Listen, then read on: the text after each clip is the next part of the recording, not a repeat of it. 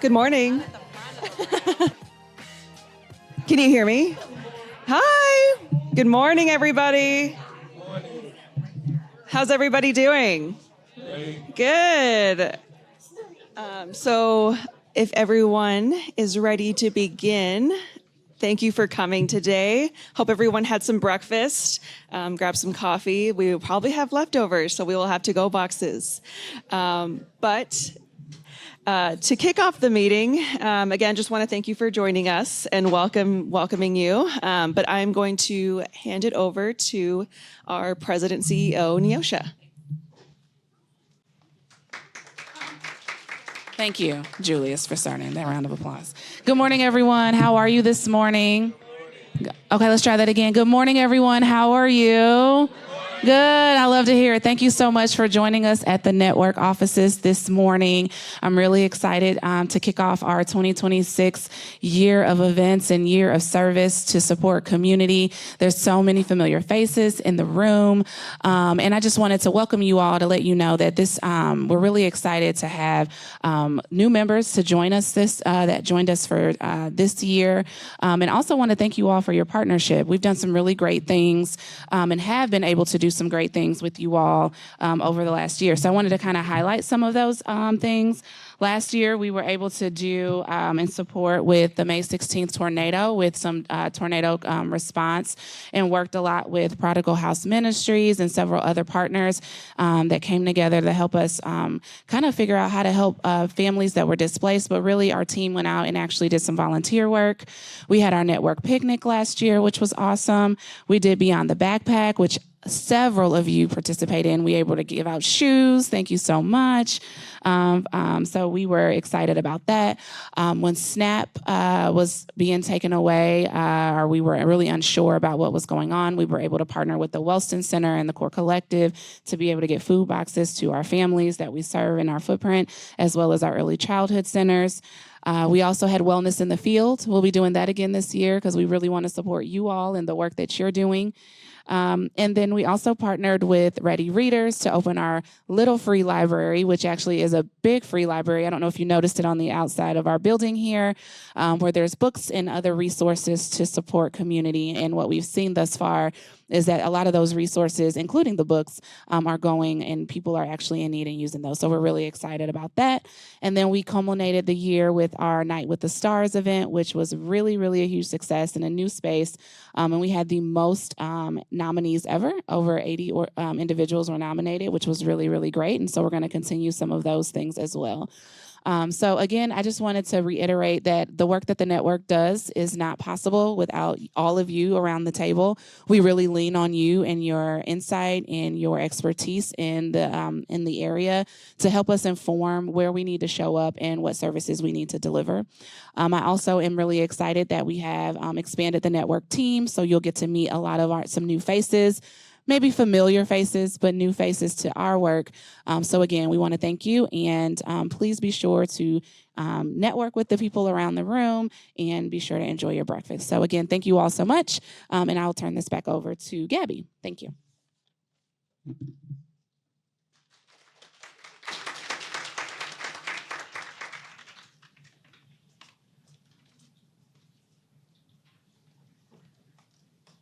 Okay, thank you so much, Neosha. And so if you've been to our 2026 or any beginning of the year network meetings, we come together to talk about what we're working on this year, what our priorities are, how you as a network member can get more involved and work on collaborative projects with the network as well as other organizations that surround the 24/1. But as our team is growing, and you might notice it's a little bit quieter today because we are missing our cheerleader, Ailey Pope. She is on Zoom, but she is not feeling well. So if everybody can say, "Get better, Ailey," she can hear you. Get better, Ailey. But you can tell definitely in this room that we are missing her. But to kick it off, we wanted to introduce our new and growing service team. So as I, say your name, if you could stand up. So we have a new director of service, Zasmine Johnson over here, has been with us, for 3 weeks. And so Zasmine will be very integral into the part of where we're working on those collaborations and seeing them to fruition, especially as we develop these programs. Natasha Olafson, who is at check-in, executive assistant. So, Zasmine and Ailey's inboxes are going to be filling up left and right. If you really want to get in touch with them, get Natasha's contact information. She will get to you and to them directly. So that is the best way to get a hold of them. I am Gabby. However, my position has changed and I have assistants. So if you're still waiting an email from me and, we're still working on projects that maybe have been delayed a little bit, those will be coming as well. But Alicia is also out, you will be seeing her as we connect more for meetings, as we see each other at events. So if you haven't already seen her, because she has been volunteering with the network for over the last 2 years, and has been a great assistance to the network. Alice Davis Wiley, if we could say hi, Alice. If you've seen Alice, she works with our platform partners on a lot of metrics and a lot of the organizations that are the base of the foundation and the network, as well as Marin Warner over here. If you've seen Marin. Yeah, thank you, Marin. And so the team is continuing to grow, and it's continuing to fill in some different spaces that we are really excited to talk about, which if we can go to the next slide, I'll get into a little bit. If you have been to our network meetings before, these network meetings generally happen on the second Thursday of the month. There are some exceptions for events. Our network picnic will be on a Friday. Our Wellness in the Field is always on a Friday, and our end of the year award ceremony will always be on a Friday. However, we heard you last year. After every event, we did a survey. Want you to know that we are listening. We know that we are in a very difficult time right now, and everyone's emotionally and maybe even a little bit physically drained. So Wellness in the Field, we felt was not coming often enough. So we will see you for a Q1 and Q2 wellness event. Granted, it will not be on the level of Wellness in the Field, but we do want to treat you and make you know that you are cared for and loved, and we're so appreciative of the work that you are doing out in the field. So those dates are up there. Additionally, we have engagement networking events. So if you are in the communications or networking space, marketing, there are going to be special events for you with our team and some special guests, as well as data, networking, analytics, very similar, but for more of those niche spaces for you to connect and network in those spaces. But we're very excited as well to talk about what we have implemented for 2026. We love bringing network members together, but this year we're really going to focus on network sustainability or nonprofit sustainability. That means we are inviting some consultants to come in and work either with you on a large-scale project or a more high-level project, and then there's an opportunity for you to meet with them following those events. So, of course, we're going to talk about grant funding. We're going to talk about building governance. We're going to talk about all of the things that, as we see maybe more or less support from the federal government and a lot of these organizations, where we can look for outside of those normal routes that we have seen in the past. And so that will be led by our Alice Davis Wiley, who is working with me on that project. So more to come on that information. So you will receive, if not at the end of this week, early next week, about the first session in March.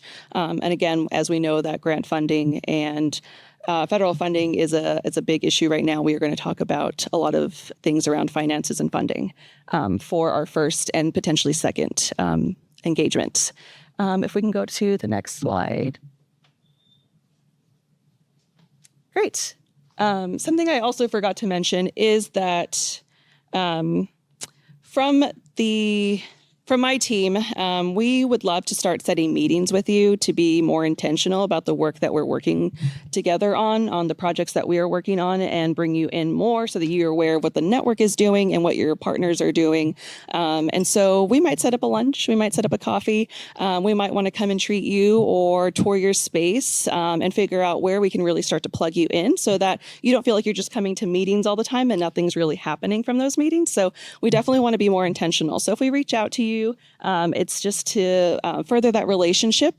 As Neosha mentioned, when we worked during the federal government and when the tornado happened, we had some partners that we had developed long-term relationships with where we were able to work in tandem instead of against each other or parallel, but not necessarily intersync. So as we can continue to build those relationships, that'll really help us and hopefully help you as well and the clients you're serving in the community. Additionally, there are going to be some meetings that we will talk about the health space in the 24-1. We are not necessarily taking over for IHN's, transitions of care meetings. What we are looking at is, as we've seen some, clinics that shut down in the space, where are we sending patients to now? What are your clients needing the most as someone who's a community health worker or someone who is, somewhere at a food pantry and is being asked questions about resources, where we can come together and share what those services are, and inviting some of those subject matter experts to come and share their information, and some spaces that we may have not been looking at as much, dental, dental spaces, spaces for access to food. So we are also going to be having food security meetings where we are bringing together food pantries. There is a growing coalition of pantries that are very excited to start meeting with each other and share those resources, but also find a food pantry that can serve you the amount of food that your family needs to get you through the week versus those pantries that maybe have some pasta and some bread, but not necessarily something to put together for a meal. And so we'll be diving into those spaces. At the end of this meeting, there will be a survey and it'll ask you if you would like to join those, and it'll ask for your contact information. Those will be every other month, and occasionally it'll be virtual so that you don't have to, step away from your office. And that's it for the big service part. But what's coming down next is for our new members. If you have joined us in the last 5-6 months, you've heard us saying we're going to have a new membership form, and that's something we've been working on for a while. But that's also for our existing members. We want to be able to make sure, one, that we are being held accountable as your big partners, but also that you are also showing up for collaboration. So when we reach out to you and we want a warm handoff for another family member or client in the 24-1 that needs it, that we can make that. And so those are coming out, in the next couple months as well. But it'll have a more defined role of what it means to be a network member. What does that mean for you? How does that benefit you and your organization? As well as direct points of contact for our team. So if those data needs you'll have or those communication needs you'll have, and same for your organization, we'll take those contacts. But that is our new membership packet. We're very excited about it. It's going to look very nice. And then hopefully that'll come with some swag. So we know that's a little bit later down the line, but if we can go to the next slide. Great. So I'm going to pass it over to our amazing data team. If you're a platform partner, you've probably met with them a couple times, but if you have not yet, they're about to share with you how you can access them as a network member. Morgan?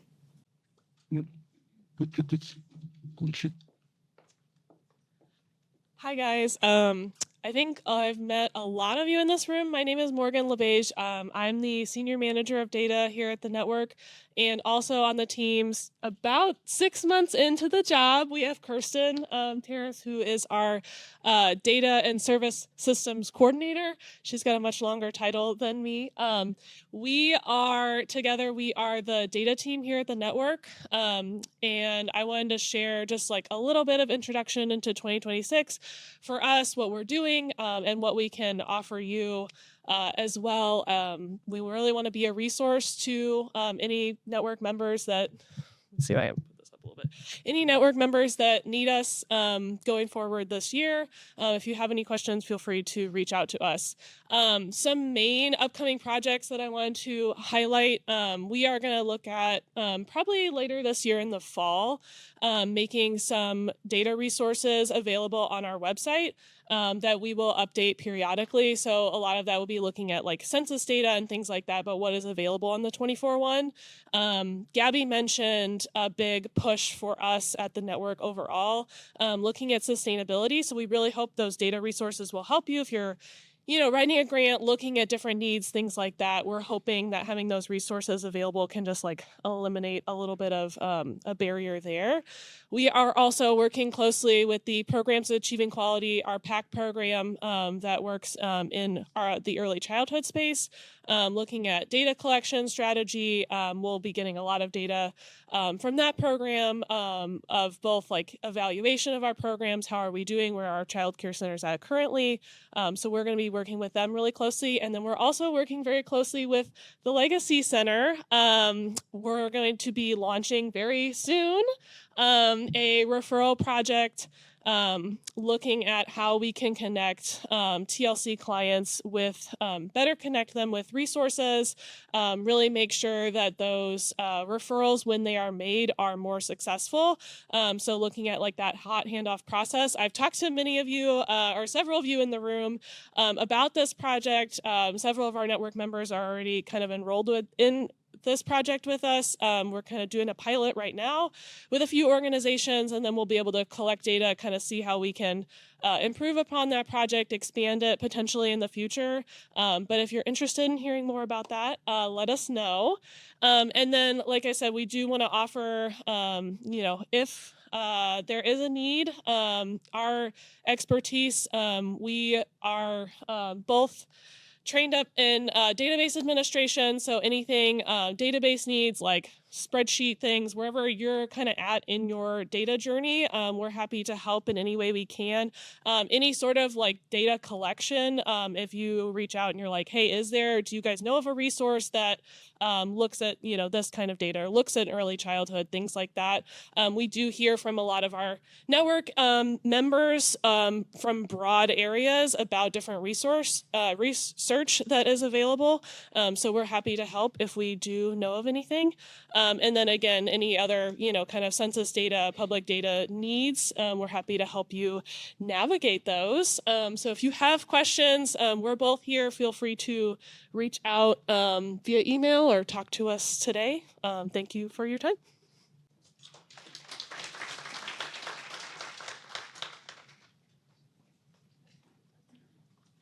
Okay. Now we'll welcome our communications and engagement team, Christina and Kayla. Yay. Thank you so much, Gabby. Hello, everyone. Good morning. I met a few of the individuals in this room. For those who I haven't met, I look forward to meeting with you, to connecting with you. My name is Christina Chapman. I'm the communications manager here at the network. I've been here since August of 2025, so it's been about 6 months for me. So I'm still learning, still meeting new faces, putting names to faces. My better half is Kayla Gillespie, our graphic design coordinator. She's pretty much responsible for making everything pretty and making everything look appealing to you all. And any graphic that you see, any logo that you see is all her. So first I want to say welcome to our first network meeting of the year. I'm just going to give a high-level overview of the engagement team, what our goals are for 2026, how we can serve you as a network member for 2026 as well. Next slide, please. Yeah. So overall, what we do here at the network, as far as the engagement team goes in communications, we provide all internal marketing and communications within the network. So whether it's our internal staff newsletter, reports, things like that, we do that. We collaborate heavily with the service team with their events. So whenever a service team event is happening, you will see Kayla and me either taking pictures or interviewing someone, or just even just helping out with the event overall. If you see an article afterwards, a recap, that's us. We provide external marketing and communications to the community, the stakeholders, you all, the network members. We collaborate, like I said, internally with various departments within the network to share network initiatives and strategies. And we serve as a messenger for you all, the network, just by bringing awareness of the issues that's affecting the 24/1. And we also serve as educators because we want to highlight your achievements. With any individual within the 24/1, any organizations within the 24/1, we really make it our business to let the rest of the St. Louis region know what's happening here. Next slide. Some of the ways we provide engagement to the network. The first thing is our Compass newsletter. That's our monthly newsletter. It's got a new look. I'm gonna preview it at the end, shameless plug. Our network website, which also will be kind of getting a makeover this year, but there you can pretty much find anything related to Community Impact Network. News, articles, resources. We have our event calendar. So if you all would like to submit an event, we can definitely put it on there for you all. Social media, we're on Facebook, Instagram, LinkedIn, and YouTube. And our yearly annual report, which will probably be out later this year. And also there's QR codes if you all would like to scan them. If you want to follow us on social media, also shameless plug, any of our social media channels, you can scan those QR codes and give us a follow. Next slide, please. How we can support you all is basically we can provide your organization with more exposure to the community, whether that be through, like I said, an article, a YouTube video, any kind of events that you all want to share with us. We can share it on our socials. Any kind of individuals, like I said, anyone who you think is making a positive impact in your organization or in the community, you could definitely send me an email and I can set up an interview and we can get it rolling from there. We can share any upcoming organization news, events, collaborations. And overall, we just want to tell your stories. We want to tell the stories of our network, what it means to be a member, and why you support us here at Community Impact Network. Next slide. And so finally, here's that shameless plug. If you want to sign up for our monthly newsletter, you can scan the QR code. Like I said, this monthly newsletter has a new look to it. It has more network information, what we're doing here at the network, but also we highlight any events that are happening during that month. So if you have any events that you would like for us to really highlight, you can send me an email. You can send an email to info@stlci.net, and we can definitely do that for you. And next slide. All right, and that is it for us. I'm going to pass it over to our community investment team, which is Carolyn Fleeser.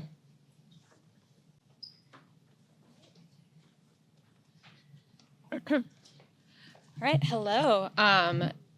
Hi. So my name is Carolyn Flessacher. I am the Community Investment Project Manager here at the network. I have been here since September, so I'm also learning the ropes. We are an entirely new department within the network. We had been previously part of the executive team, but with my addition, we are now a whole new team. So I am joined by Brian Kruger. You all know him. He is our community liaison. And we are, so next slide, please. So just to give a little bit about what we do. So we are responsible for building new housing in the community. We are partnering with McBride Homes, a home builder, to develop new housing in mostly in the city of Pagedale at the moment. We, in 2025, completed 4 homes, which are using vacant lots within the community. So it's actually very difficult to take a vacant lot, which we know we have many of, clear it, and ensure that you can actually build a home there. So we work with a team of lawyers, surveyors, title companies to ensure that we are creating a place that we can build a new home and bring families into the community. So we are looking to do this in Pagedale for about 20 new homes, and this is referred to as our Marvel project, that is making assets, revitalizing vacant lots. And we also want to connect more with the community. We are looking into partnerships that are like not only using vacant lots to build housing, but how can we use vacant lots that maybe can't support housing development for gardens or community programming. So we're really interested in learning more about what we could be doing to see community investment as a more holistic investment in quality of life and the public realm in the 24/1.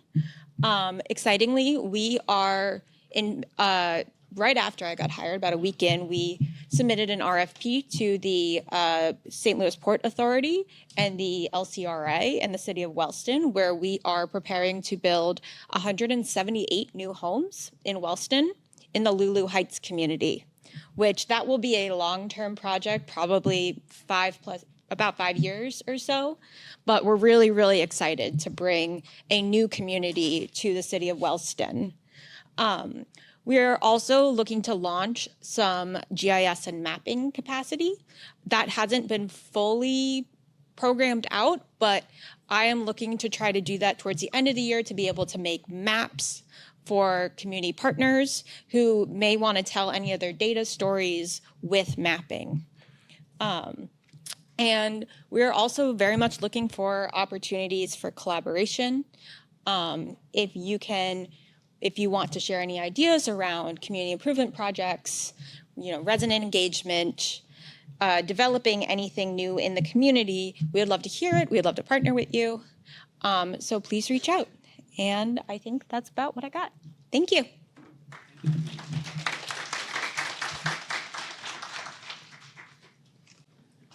All right, so you've heard a lot today. Are there any questions in the room for some of these projects that are coming up? Are there anything that anybody feels that has come up at all? If not, we can move into the space of connecting. So there are a lot of people here at the network that are open and wanting to connect. If you haven't yet connected with Christina, she is constantly writing articles for work that's being done on 24/1. You can find that at our website.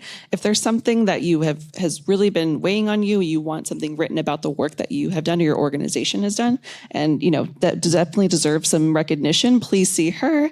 If you are having some questions about the services in which you are entering your data, how do you weigh that qualitative versus quantitative, please see Morgan and Kirsten.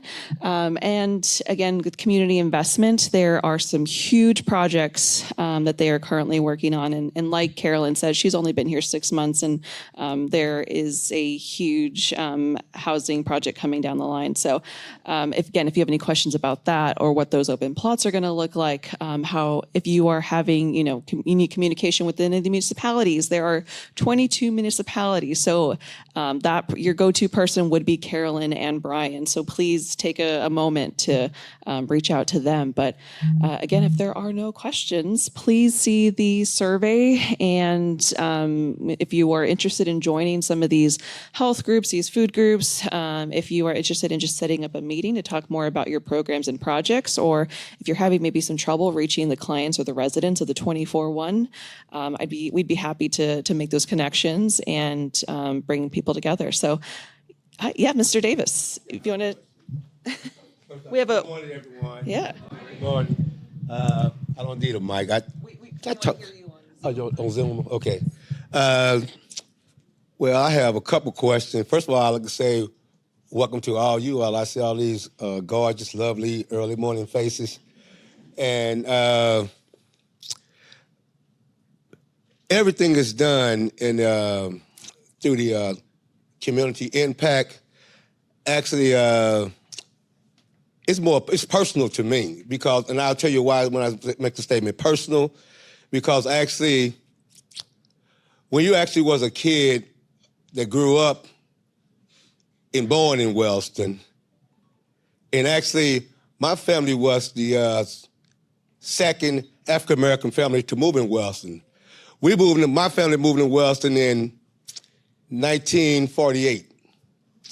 And actually, well, I wasn't born then, but but actually, my aunt was here, and my mom migrated from Clarksdale, Mississippi, to St. Louis. And actually, when I say personal to me, when they talk about all the building and new construction coming, you know, that brings tremendous joy to me because actually, community network action has been great with me. I connected through with Brian just through actually he was inquiring about a property I own, a property I owned in the Wellston community. So my intake was that I really wasn't going to sell the property to no one in Wellston until Brian really just actually explained to me what they was trying to do. And when he explained to me about we was actually trying to bring housing and homes to the community of Wellston because as you all know, just as well as I know, it hasn't been no new home projects in Wellston for years. I mean, for decades. I can't remember the last new home in Wellston I can remember. It had to be back in the early 70s.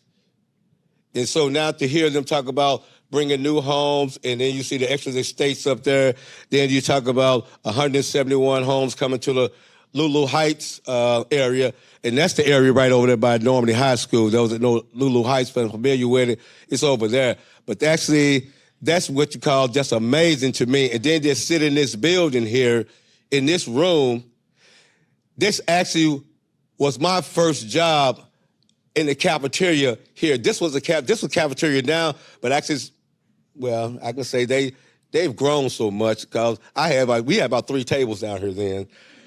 And actually, my first teaching career started in this building. It was called the Early Childhood Center. And we started with the children from age 3 to 5 years old, 3 to 5. And actually, when I come inside this building, actually, it just brings joy and warmth to me, you know. And I actually just say to myself is, God has truly, truly blessed us to have the community network inside our community and to see all you all faces here to help support your organizations. But you all fail to realize that, maybe you do realize it is, when you hear support your organization, you also hear supporting the Wellston community. Because actually, I've had none but a pleasure working with Gabby, Neosha, Brian, and the entire staff. This is like my second home. I love this building, and I love to see you all faces, but you all reach out, and let's make all this work, and just trust the network, because actually, they really, truly stand beside and behind their word. I love them dearly. Thank you all. And Mr. Davis doesn't give himself enough credit.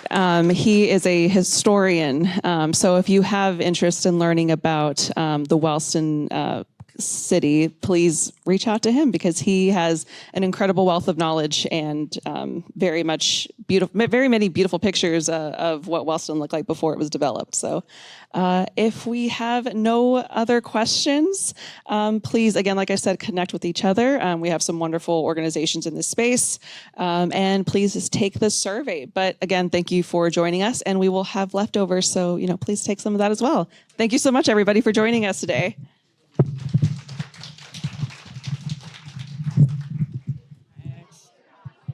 Sorry, just to get everybody's attention one more time. We had some last minute announcements, but Normandy Early Learning Center is having their resource fair. And if you want to give the details, Ms. Kathleen. Good morning, everyone. As you know, we are having Normandy Early Learning Center. We just got back in our building in January, and we're so excited about that.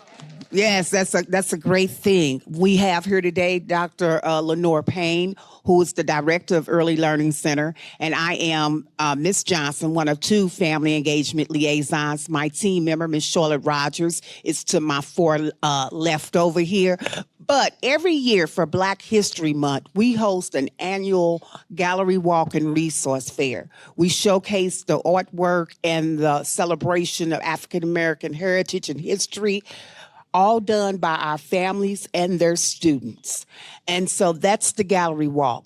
Additionally, we have a resource fair. The resource fair functions much like our Trunk Fest, where we have resource tables or resource trunks. This is an in-house affair, and it would be hosted in our school gymnasium, so you won't have to be worried about being out in the elements. But it's a celebration of our community partners. Everyone here who is represented in this room, if you have not received an email from me asking you to sign up, or if you would like to sign up to participate, sometimes we have between 200 and 300 families or participants to come in, and over 30 to 40 some vendors sharing their services, their expertise with our families, extended families, and other community partnerships within the network. All I can say, we can't do this work without one another, and we need you. If you're in the room today, I do have flyers in English and Spanish, and we will love Dr. Payne and myself and Miss Charlotte to connect with you all. Thank you, Gabby, for this time. Thank you. And if you've been asked to do an interview after this meeting, please visit Christina over here. Okay, now I will let you go. Thank you, everybody.